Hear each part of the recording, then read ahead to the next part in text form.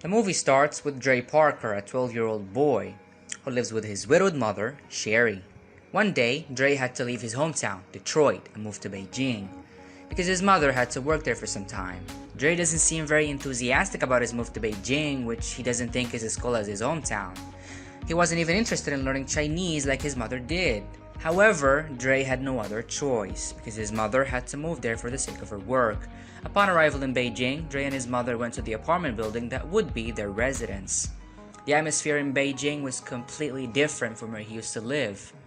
Dre seemed to have felt hopeless before adjusting to living there because the people there were not fluent in English. Even the SpongeBob show on TV uses a Mandarin dubbing and subtitle. Seeing the jacket light on the floor, Sherry then asked Dre to always hang his jacket in its place. She then told him to call Mr. Han, a maintenance man at the apartment building, to fix a broken hot water faucet. Dre immediately obeyed his mother's orders and looked for Mr. Han. However, when he arrives at Mr. Han's, it turns out the man is having lunch and tells him to wait until he finishes eating. While waiting for him, Dre saw that Mr. Han was bothered by a fly. He thought Mr. Han will catch the fly using chopsticks like he saw in kung fu movies, but it turns out he used a fly swatter.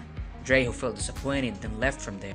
Dre went to a nearby park and found that it was quite easy to mingle with the people there, even though language hindered communication between them. He seemed engrossed in playing basketball and table tennis with the local residents. But then, a boy called Ching beat him up. Dre's tiny body was knocked to the ground easily because Ching was bigger and stronger than him. A girl named Mei Ying broke up their fight and told Ching to leave. When he got home, Dre hid the bruises in his face using his mother's makeup so she wouldn't worry.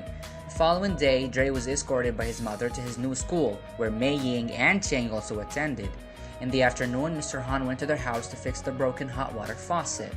On the other hand, Sherry, who had just come home from work, was once again irritated by Dre's behavior, who always carelessly put down his jacket even though she only asked him to hang the jacket in its place. Mr. Han, who was fixing something in the bathroom, couldn't help but see the debate between the mother and the son. Dre avoids Ching and his friends, who try to bully him harshly whenever the opportunity arises. Dre could only hide whenever he saw Ching nearby because if Ching and his friends realized his presence, they would immediately chase him and bully him.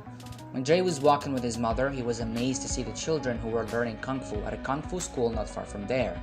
However, when he went inside and saw Ching practicing Kung Fu there, he immediately felt hopeless because he had hoped to practice Kung Fu there to beat Ching.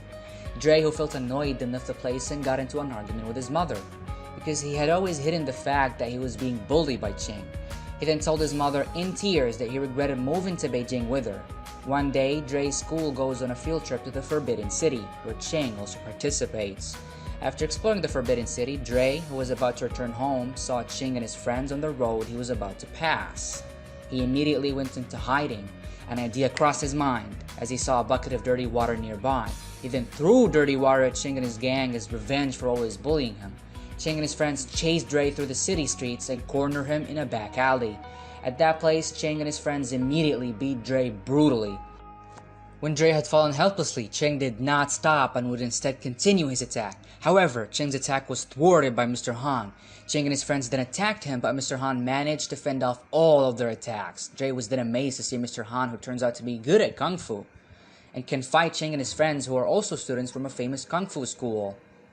Mr. Han then heals Dre's wounds using the ancient Chinese medicine method of fire cupping and tells him that Ching and his friends are not inherently evil but were made that way by their teacher, Master Li, who always taught his students not to show compassion for their enemies. Mr. Han said that there are no bad students, only bad teachers. Dre then begged Mr. Han to teach him Kung Fu, but he refuses and instead takes Dre to meet Master Li at the Fighting Dragon School to make peace with Ching and his friends. However, upon arrival, Master Li rudely refused the offer of peace and challenged Mr. Han or Dre to fight with Ching. Mr. Han, who accidentally saw the tournament poster on the wall, then suggested that Dre compete with Master Li's disciple one-on-one in the upcoming Open Kung Fu tournament. Not only that, he also asked Ching and others not to disturb Dre because he was going to train for a Kung Fu tournament. Master Li reluctantly agrees to the terms provided Dre appears in the tournament. Mr. Han then explains to Dre that he will participate in an Open Kung Fu tournament against Ching. However, Dre immediately felt hopeless that he wouldn't win the tournament because Ching and his friends were the best students of the Kung Fu school. But Mr. Han said that what Ching and his friends learned there was not real Kung Fu, He then promised to teach Dre real Kung Fu.